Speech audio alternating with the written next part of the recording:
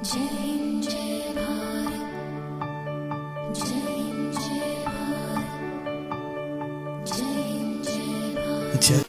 yet I come from an India where leaders hug each other without masks. I come from an India where the AQI is 9,000 but we still sleep on the roof and look up at the stars. I come from an India where we worship women during the day and gang rape them at night. I come from an India. इन महाशय का नाम है वीरदास, जो कि America में जाकर ये बताने की कोशिश कर रहे हैं कि मैं उस भारत देश से आता हूँ जहाँ स्त्री को दिन में देवी की तरह पूजा जाता है और रात में उसका गैंग रेप किया जाता है। और वीरदास ये बात उस कंट्री में जाकर बोल रहा है जो रेप के मामले में 14 से 15वें नंबर पे आती है, और वहीं भारत अपना देश जो कि टॉप 80 में भी नजर नहीं आता है। ये बेचारे गरीब कॉमेडियन अपने घर का किस्सा जाकर वहाँ सुनाते हैं और अपने घर को ही देश समझ बैठते हैं। आप जितने लोग भी इस वीडियो को देख रहे हैं, आप सभी लोग इसके अगेंस्ट जाकर FIR जरूर करवाइएगा। अगर थाने में जाकर नहीं करवा सकते हैं तो ऑनलाइन FIR कीजिएगा। अगर आपको ऑनलाइन FIR करना नहीं आता तो यूट्यूब पर सर्च कीजिएगा कि हम ऑनलाइन FIR कैसे करें, आपको पूरी प्रोसेस बता दी जाएगी। राधे राधे कहने से धर्म नहीं बचना है श्रीमान, ताली बजाने से कृष्ण की कथा से धर्म नहीं बचना है, माला के साथ साथ भाला की भी हिंदुओं को जरूरत है।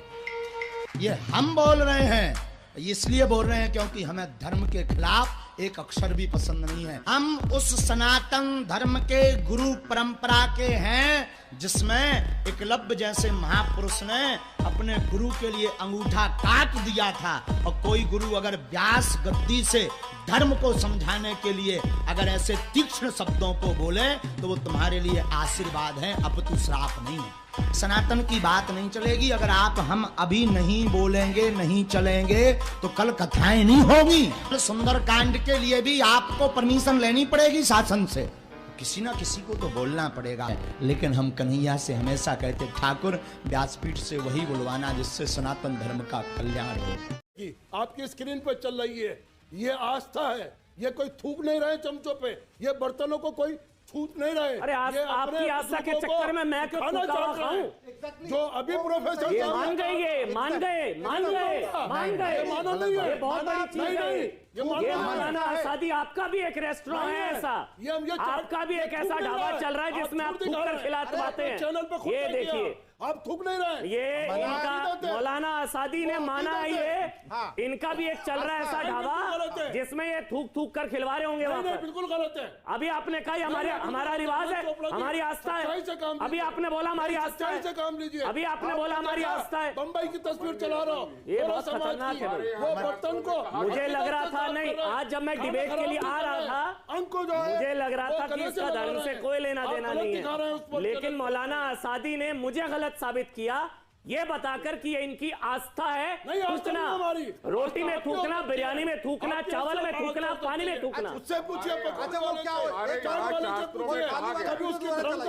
वो थाली वाला वीडियो। अभी न्यूज़पेपर में एक न्यूज आई थी कि पंडित जी ने दान पात्र में रुपए डालने की जगह अपनी जेब में रख लिए। क्यों भाई, जब पैसा हमने पंडित जी को दिया है तो पंडित जी अपनी जेब में ही रखेंगे ना। अगर हमें दान पात्र में डालना होता तो हम दान पात्र में डाल देते, पंडित जी को काहे देते। सरकारी दान पात्र में हम रुपए क्यों डालें? मस्जिद बनवाने के लिए, मदरसा बनवाने के लिए, या जो लोग 10-10 बच्चे पैदा करके बैठे हैं उनके राशन की व्यवस्था करने के लिए। फिलहाल हम सब ने सोशल मीडिया पर मिलकर और कुछ भाई लोगों ने वहां जाकर ऐसे न्यूज़पेपर वालों के लिए जवाब दे दिया है। बाकी आप सबका इस पर क्या कहना है मुझे कमेंट सेक्शन में जरूर बताइएगा।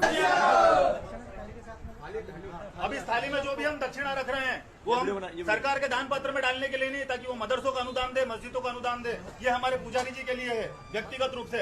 हम स्वयं जेब में डालेंगे पुजारी जी की दक्षिणा को, और यदि कोई मुकदमा बनाना है तो हम सारा हिंदू समाज यहाँ पर उपस्थित है। ये अब की बार आप फोटो लीजिए और डालिएगा, पुजारी जी नहीं, जो दक्षिणा देने आए वो स्वयं पंडित जी की जेब में डाल रहे हैं। हालांकि जेब में हाथ डालने का मेरा अधिकार नहीं है, मैं पंडित जी से विनम्रता पूर्वक क्षमा चाहूंगा इसके लिए, लेकिन संदेश देने के लिए ये आवश्यक है। हम सभी पंडित जी की जेब में दक्षिणा डाल रहे हैं, सभी हिंदू बंधु यहाँ पर उपस्थित होकर। पंडित जी आपके लिए है, ये सारे पुजारी समाज की ओर से, सारे उपस्थित हिंदू समाज की ओर से समर्पण है। ये सभी हिंदू समाज की तरफ से दिखा के, दिखा के पीछे की तरफ से दिखा के डालो, सभी हिंदू समाज की तरफ से। हमें कोई बाल दिवस मनाना है, बाल बच्चों के बीच में, बालकों के बीच में, चिल्ड्रंस के बीच में हमें अपने इतिहास के पुरुषार्थ को, उस बहादुरी को, उस साहस को, उस करेज को, उस वैलर को अगर बताना है तो क्या हमारे पास ऐसे साहसी लोग नहीं थे, ऐसे लोग नहीं थे जिनका नाम लेने से दुश्मन की रूह कांप जाए। अगर हम बहादुरी की बात करते हैं, बच्चों को बहादुर बनाना चाहते हैं, तो हम किसी कायर के, किसी ऐसे आदमी के जन्मदिन जो खुद पूरे जीवन जिसने कायरता से गुजारा हो, जो अपने गोरे साहब की परिभाषा को लिखता हो, उनके रहमो करम पे भारत का प्रधानमंत्री बना हो, तो 14 नवंबर को भारत के अंदर क्यों चिल्ड्रंस डे मनाया जाएगा? अगर चिल्ड्रंस डे मनाना है तो गुरु गोविंद सिंह के पुत्रों ने जिस वक्त उनसे यह कहा गया, सरहिंद के नवाब ने कहा कि इस्लाम कबूल कर लो, 6 साल का फतेह सिंह और जोरावर सिंह दोनों ने बड़ी आंखों में आंखें डाल के कहा कि हम वाहे गुरु के अलावा किसी को नहीं मानते। उन्हें हुक्म हुआ कि अगर तुमने अपना मजहब बदल के अगर हम इस्लाम कबूल नहीं किया तो तुम्हारी गर्दन काट दी जाएगी। उन्होंने कहा एक नहीं 1000 बार गर्दन कट जाए, हम वाहे गुरु के पुत्र हैं, डर हमारा कोई सामना नहीं कर सकता, आपको जो करना हो करिए, हम कोई मजहब नहीं बदलेंगे। और इस हुक्म के बाद उन दोनों को जिंदा दीवार में चिनवा दिया गया। दोनों बच्चों ने, उनके मुंह से एक आवाज नहीं निकली, कोई रोने की आवाज नहीं आई, और उसके बाद दोनों की मृत्यु घोषित हो गए। और 26 दिसंबर को उन दोनों की मौत हुई, शहीद हुए, बलिदान दिया उन्होंने। क्या 26 दिसंबर को भारत में चिल्ड्रंस डे नहीं मनाना चाहिए? बाल दिवस नहीं मनाना चाहिए? लेकिन कौन मनाता, सवाल यह है।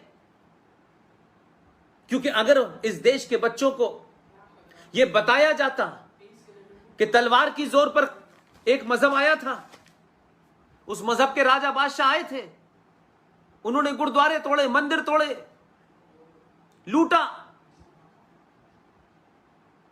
लेकिन कन्वर्जन भी किया,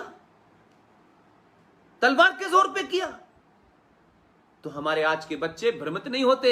ये लव जिहाद नहीं होता, ये लैंड जिहाद नहीं होता, क्योंकि ये कहानी नहीं सुनाई, क्योंकि ये कहानी हमारे सिलेबस का हिस्सा नहीं है।